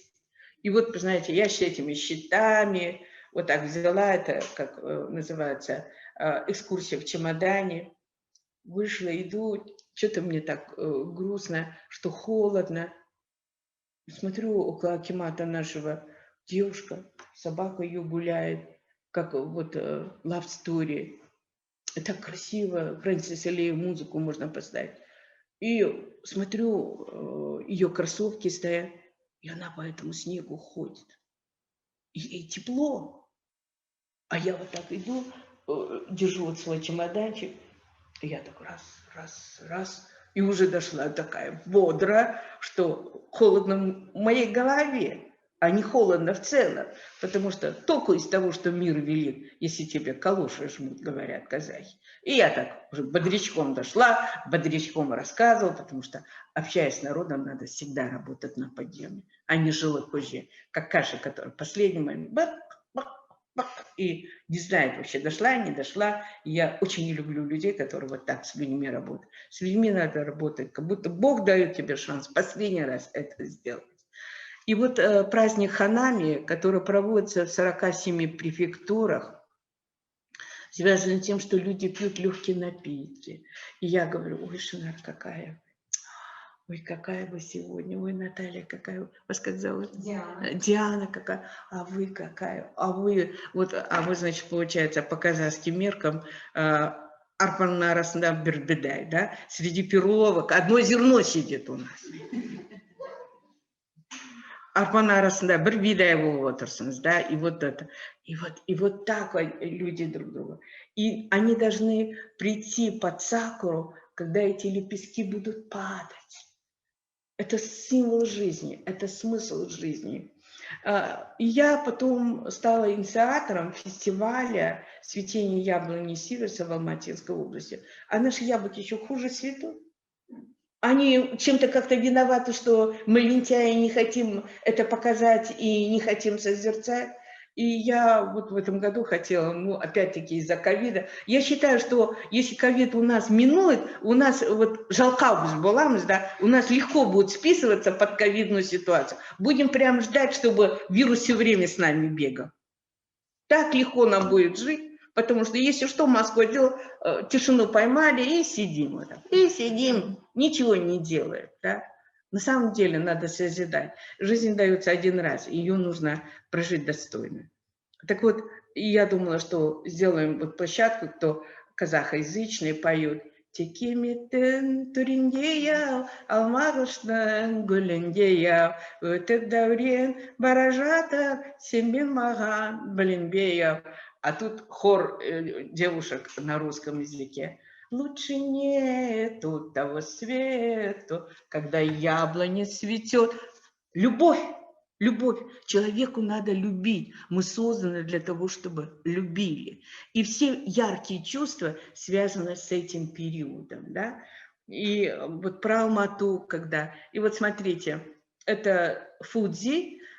Кстати, если вы когда-нибудь попадете в Японию, вы будете самыми счастливыми людьми. Вы принесете столько благ. Нигде нематериальное культурное наследие не поставлено на высоком уровне, как поставлено в Японии. И вы знаете, что инициаторами нематериального культурного наследия ИЧКАП стали именно Юго-Восточная Азия. Это корейцы. Корейцы в 2003 году. Они впервые подняли концепцию этой конвенции, которую мы приняли. Казахстан подписал 17 конвенций. И важная конвенция, вот сейчас будет 18-я, о мультикультурах, о многообразии культур, живущих в Казахстане. Это очень важно все это показывать. Вот смотрите, вот это яблоня Недзветка, ох, как красиво, а это яблоня Сиверса. Вот с этой яблони Сиверса выращено 15 тысяч сортов яблок мира. И если вы будете, я не знаю, я вот даже хотела вот сейчас на презентацию купить, но нету, оказывается, ни в Астане, ни у вас, и чтобы вы сейчас и слушали меня, и кушали, да, это Кабардино-Балкария, это очень вкусное делается, да, когда варится пастила. Это, кстати, коломенскую делают, лучшую пастилу, да, и вот, представляете, это купеческие традиции. Это туристский продукт, от него вам никогда не будет плохо, кроме пользы. Вот это яблоня Сиверса, Иоганна Сиверса, это яблоня Владислава Ефимовича Недзвецкого. Недзвецкий – это поляк, очень много поляков и здесь у вас целые районы польские. Хороший народ, мне очень они нравятся, и надо друг друга, видите. И Мичурин этот сорт яблок вывез в Москву, к себе на родину, в Таганрог, потому что из них получается сорта яблок с розовой мякотью. Яблоки нужно кушать. И говорят, съешь вечером яблоко для здоровья, а утром для красоты. Как алматинцы определяют алматинцев? Никогда яблоки не кушают вот так. Алманчуат, ходят и вот так все. Так зажали, да? Считаем, что насилуем яблоки, что? Это же такое фрукт, его же надо благоветь. И у нас у всех дома так, у мам были, да? Специально полотенце, яблоки вымыли, вытерли, вот так раз, или вот так, да, когда это звездочка, и сели, вкусная лепешка, и кушаем, да, все, это поэзия, это общение, не просто сели, а вместе общались. В советское время специально в Казахстан отправляли шампунь, который назывался «Яблоко». И к нас, конечно, влюблялись, и мы влюблялись, да. И вот когда у меня волосы вьющие, вот знаете, я так всегда думаю, если кто-то кого-то вот, догоняли монгола, то, видимо, моих предков эфиоп мати, да. Нос африканский, кудрявые волосы, да. Поэтому к африканцам у меня вообще восторг, да, вот если бы я была черной и розовой ладошки, это один типаж африканский, да. Вот специально я оставила для вас, что на гербе Кустанайской области тюльпан Шренка. И очень красивый фестиваль тюльпанов проводится в Калмыкии. Это ваши же тюльпаны, те же тюльпаны Шренка, те же тюльпаны Биберштейна. И знаете, вот этот праздник проводится в Калмыкии с 1996 года. Там все останавливается, всю работу делают до этого, чтобы насладиться этим фестивалем. Тюльпан по-казахски называется Кызгалдак.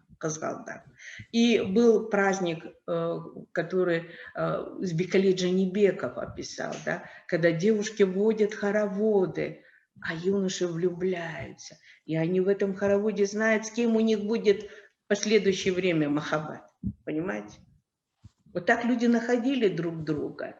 И тюльпаны, у нас целая программа, Анна Андреевна Иващенко, вот когда мы по Жамбылской области сделали, Жамбылская область, самая тюльпанная область Казахстана, вы знаете, и назван тюльпан в честь Анны Андреевны Иващенко, да, есть тюльпан Зинаида в честь Зинаиды Бачанцева. И, наконец, мы рады, Бачанцева работала в Узбекистане, и есть теперь в честь Анны Андреевны Иващенко. Тюльпан по Великому Шелковому пути попал в Украину, Крым, оттуда в Турцию, оттуда в Голландию. И что еще вы можете сделать? Здесь очень много было мельниц, да, и Бутузов, этнокультурный туризм, говорит, Бог создал землю, а голландцы Голландию. Потому что мельница – это символ Голландии. Это дренажная мельница, которую высушивали, и Нидерланды так и называются, отвоевание суши земли, потому что все вокруг. Вот знаете, вот так можно все сделать. Да? И вот в действительности, что Бог создал землю, а голландцы Голландию. Мы должны создавать свою землю. Мы должны создавать образ, на котором мы живем. Как мы утром приводим лицо свое в порядок, принимаем душ, одеваем красивое платье, и вот так мы должны свою землю преображать. Потому что каждый человек должен стать имиджмейкером своей культуры, своих памятников, своей истории. Как мы приводим себя в порядок, так приводить все в порядок. Быть имиджмейкером. И вот калмыки вот так проводят эти фестивали, песни, это. Вы знаете, знать, чтобы беречь. И вот с детьми у нас отдельная экологическая программа. Многие люди, не зная, говорят, ну я же не с корнями оторвал, да, а тюльпан, если его не трогать, живет 75 лет. И тюльпан Грейга, он расцветает на 14-й год, как девушка. Тюльпан Кауфмана тоже. И Шренка чуть-чуть раньше. Он может на 6-7 год давать, да. А вот Кауфмана, Грейга, король тюльпанов, он только расцветает на 14-й год жизни. Это Аксужа-Баглы, если вы поедете, да. Это любимый мой заповедник. Он только вот тычинички каждый год дает, да. А только на 14 год он расцветает. Это самый красивый тюльпан. А Кауфмана называют водяной лилией. А Шренка, Александр Иванович Шренк, это был немец, который был у нас в Талтыкургане, он был на Алакуле и был до вашей земли. И тюльпан, который на гербе у вас, назван в честь Александра Ивановича Шренка. Он закончил Гербский университет. И если вы расскажете об этом человеке, если вы скажете, почему, да, и что тюльпаны тоже как люди живут 75 лет, они будут жить и радовать нас еще долго. И в Южно-Казахстанской области, ныне Туркестанская, в Аксужа-Баглы есть поляна, которая называется поляна тюльпанов. Вот там община сохранила эту землю, не разрешает эту землю спахивать, и там самая большая популяция тюльпанов. Вот мне нужно было поставить, где мы среди тюльпанов, и мы не могли вот так сесть, вот так, чтобы не помять тюльпан. Мы так искали вот место, чтобы не повредить тюльпаны, да, Кызылда. И, конечно, праздник тюльпанов, шествие тюльпанов – это большой праздник для всего мира. И на тюльпанах можно жить. И вы помните, Наталья, помните на Соровске «Человек и тюльпан», когда мы делали этот проект в рабочем, это, и когда музей искусств этот, показали фестиваль, там были тюльпаны даже посажены, рассчитаны, и в момент открытия тюльпана они бутончики имели. И каждый день, каждый месяц, в течение каждого дня, месяца срезы были тюльпанов и вазы, да. Красивый шелкан, где мотив тюльпана, тюльпаны на платках, тюльпаны на этих, да, и вот это было что-то. Вот можно это все в наших руках, которые мы можем сделать. Очень красивый праздник. В прошлом году мой внук закончил школу. Вы знаете, как мне было грустно, что у моего внука не было выпускного вечера. Вот сказали «Джаупондер», и вот я не боюсь сказать на всех уровнях. Боявший десе, сахала бойнудов. Ашпангер десе, скоро у нас могут замки везде показывать, райком закрыть и ушли на фронт. А на самом деле, чем ребенок виноват, что в этот год у него был самый красивый праздник выпускников «Алые паруса», проводит Россия, проводит Петербург, она идет под патронажем, это великие события, под патронажем самого Путина.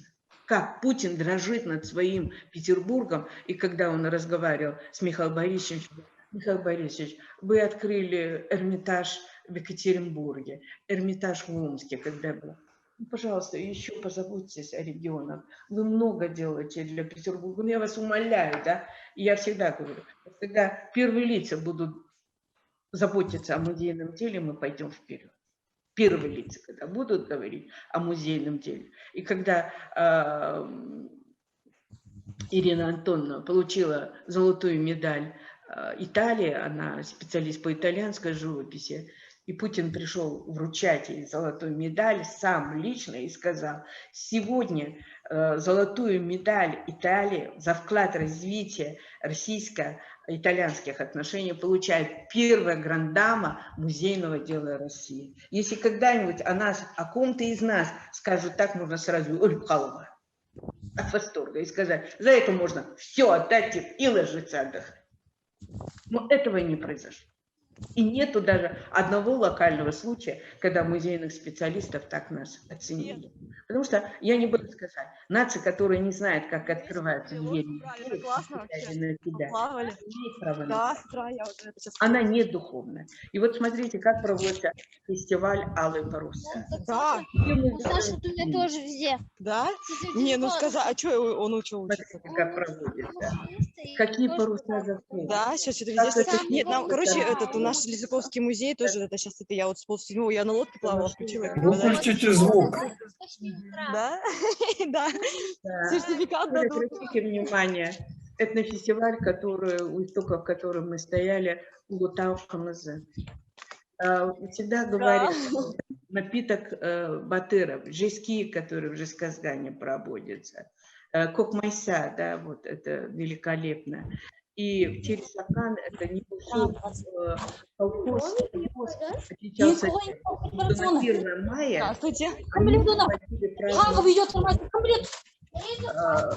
Хамас Мурунбек и очень интересный праздник сватовства.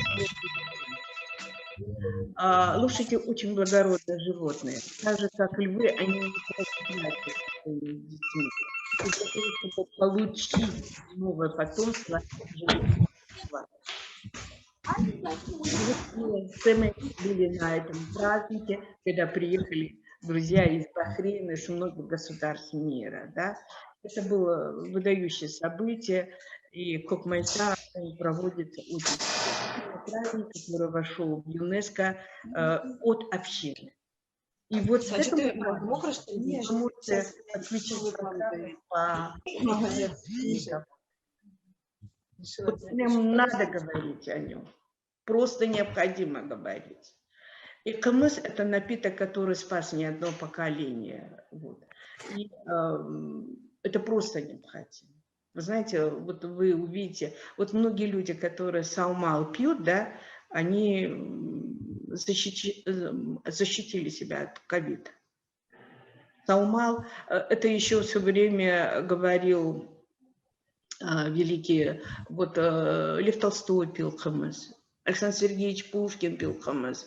Это напиток батыр. Он в действительности дает. И шубат. Вот на юге у нас любят шубат, и в Туркестанской области называют камран, да? А вот туркмены называют чау. Великий напиток. Он идеален, да? Это, как они говорят, тюркское ацидофильное молоко. Идеально. Все микроэлементы, которые это. Поэтому на Наурус у нас всегда говорят агму болсын, да? Что мы желаем, что вот белое счастье, белое изобилие у нас было. Вот фестиваль Кокмайса как проходил.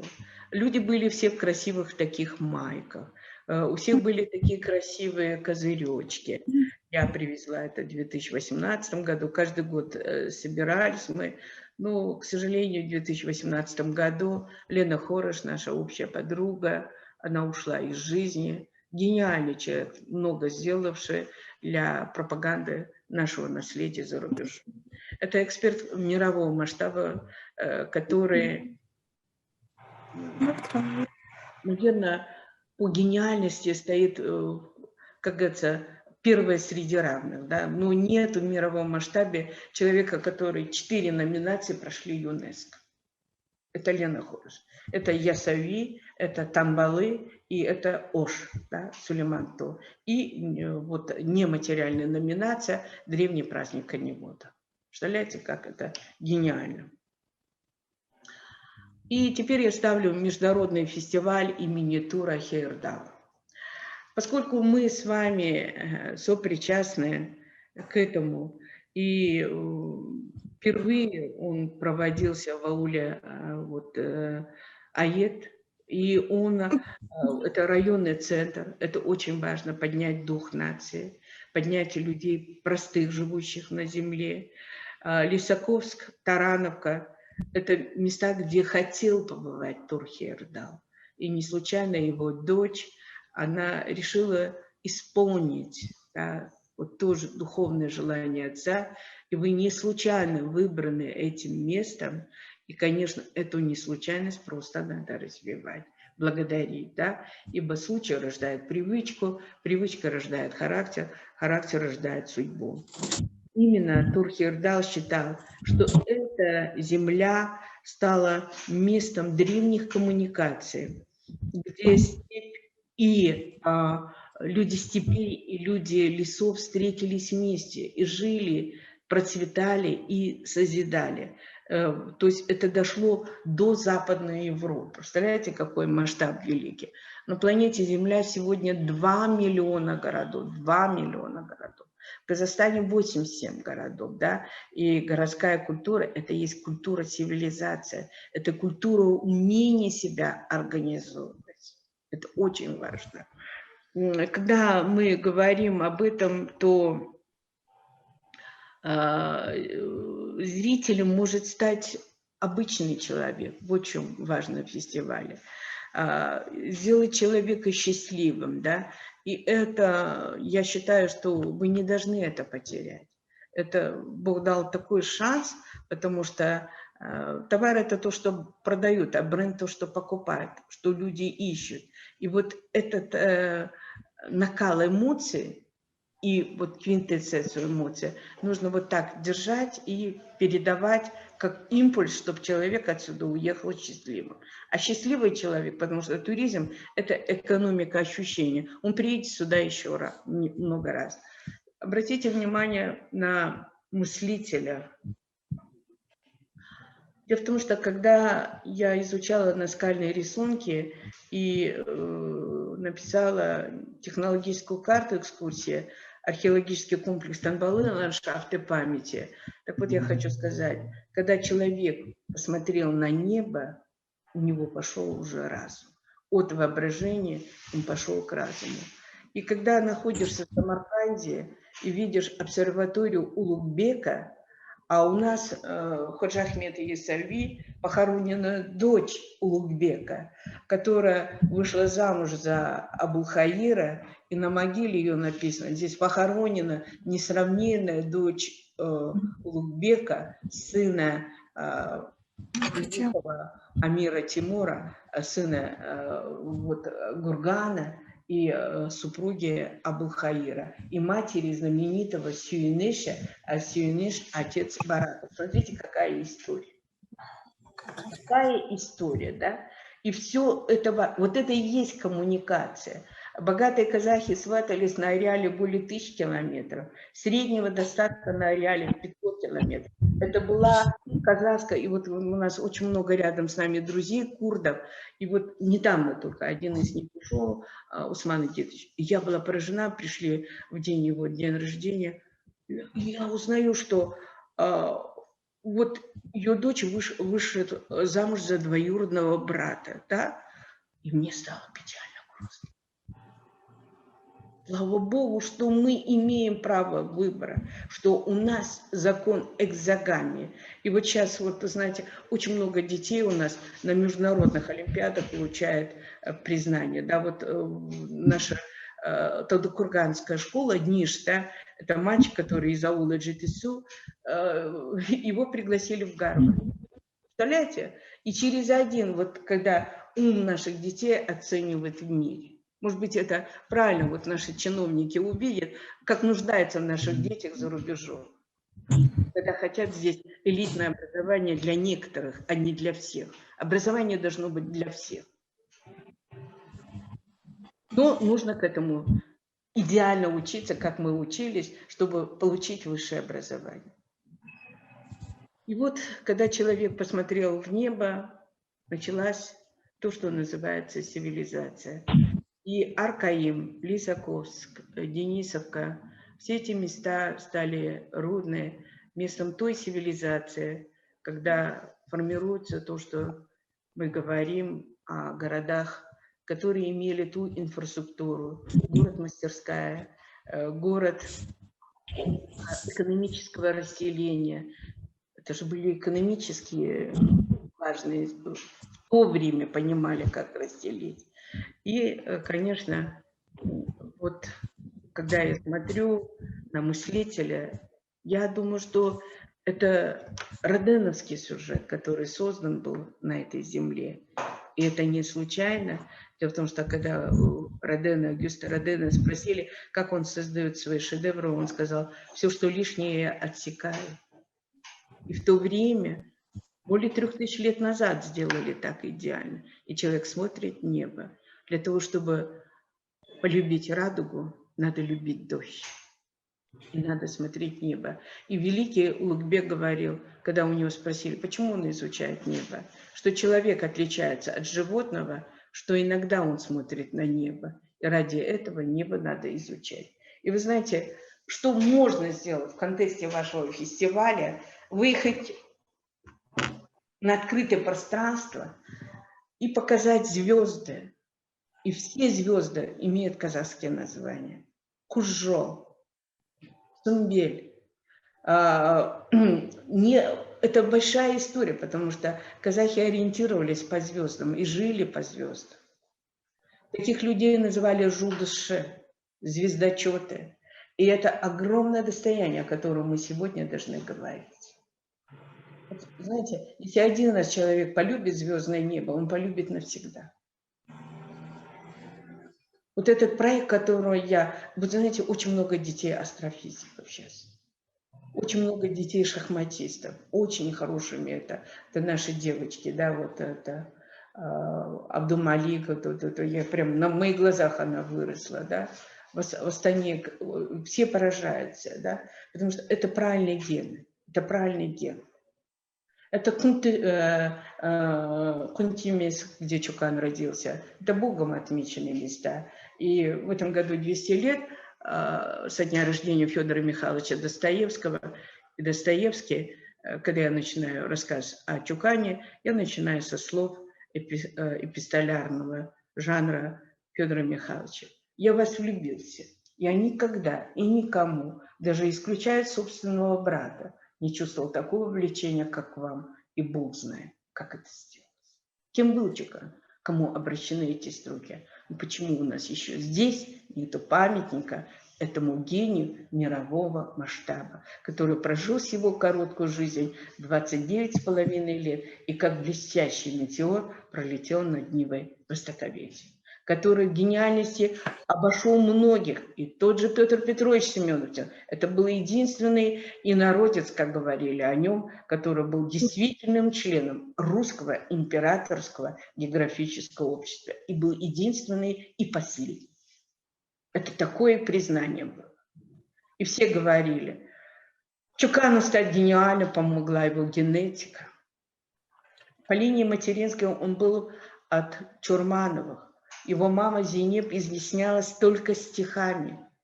Она говорила стихами. Вот такая была гениальная. Алып Анадан, да? Поэтому у нас так углядывались, кто будет матерью, какие дети пойдут. Это был степной кодекс, который помог нам сохранить правильный генофонд. И, конечно, когда мы говорим о Туре Хейердале, то я думаю, что важным звеном является то, что мы должны соединить научное сообщество и обычный народ. Да? Так же, как вот Шлиман, когда открыл Трою, вы знаете, пошел общественный интерес. Пошел общественный интерес. И нужно мощно поднять общественный интерес. Вот заинтересованность всех людей. И Тур Хейердал, родившись в Норвегии, а Норвегия, которая была частью колонии Дании, только после Второй мировой войны сделала значительный рывок и станет одним из первых государств мира по качеству жизни. Все в наших руках, все мы можем сделать и не сделать. И здесь вы видите важную концепцию вашего фестиваля приобщение гостей к той научной достоверной информации, к его интерпретации, чтобы все это продолжало идеи Тура Хейердала, что мы живем на планете Земля, которая всегда имела планетарное значение. И мы часть планеты Земля. Вот в чем ваша сила, ваша задача. Но для этого вы все должны объединиться и сделать как Шлеман, да, чтобы Трое стало мировым, как сейчас, вот, знаете, Египет, да, вот когда я была в Египте, вот, и, вы знаете, ну, никогда же в музейном пространстве не платили. И вот когда у меня спрашивали, вот я проработал более 100 глав государств мира, и принц Чарльз, и, кстати, Кнут Воллебек, это министр иностранных дел, затем генеральный комиссар по Совету Безопасности. И всегда приходилось вот говорить, что 27 дней нам очень трудно. Когда человек, работающий в музейном пространстве, получает очень мало, нету то, что называется определенность. Должен оценить и вашу работу. Вы тоже, в первую очередь, оценены. Мы должны быть оценены. Культ. И, конечно, соответствовать всем граням степи, да, очень трудно, но должен быть общий подъем и необходимый. И я считаю, фестивали нам нужны как вода, как воздух и как необходимость. И вы на верном пути. Вот видите, это мировой маршрут, и вы после каждого фестиваля должны вот давать вот этот материал, что мы сделали то-то, то-то. И с далекого города Лисаковска огромный привет всем, те страны, где я бывала в Турции. Мифы, которые вот так расширили. Вот когда я бываю, у нас выращивают горную картошку, и я им говорю, вот гостевой туризм, они сейчас за сезон делают 20 миллионов, каждая семья хозяин. Очень крепко люди сейчас стали, они вот сейчас, кто умный, они благодарят, кто нет.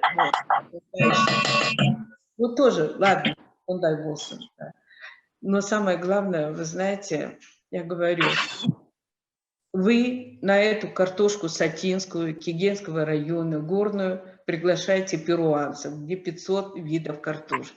Как картошка пришла в Кульсай. Делайте такую программу. Они говорят, о, замечательно, да? Ну, конечно, поскольку Кустанайская область зерновая, я считаю, у вас праздники посвященные. Вот. Это основа всего. Вот бублики, должны быть должны быть булочные. Вообще мы должны говорить о главном достоянии.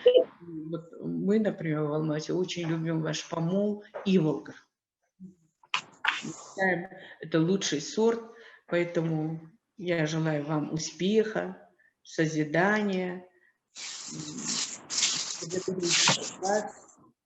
и нас, и судьбу, что Тур Хейердал это место обозначил как место такого важного события. Терять. Да, практически я уже, вот она, а вот здесь я потом немножко, как делается обод, да, вот буквально осталась вот такая маленькая ниша. Сейчас или Не, давайте после обеда, да? Да, надо. Да. После обеда я могу еще вам показать, если вы готовы. Это... Внимание, участники семинара, мы сейчас прерываемся на обед до 14:00. В 14:00 подключаемся для работы дальше нашего семинара. Ой, спасибо всем, кто слушает. Спасибо огромное. Приятного вам аппетита, да. Вот то, что я хотела сказать. Возникли вопросы.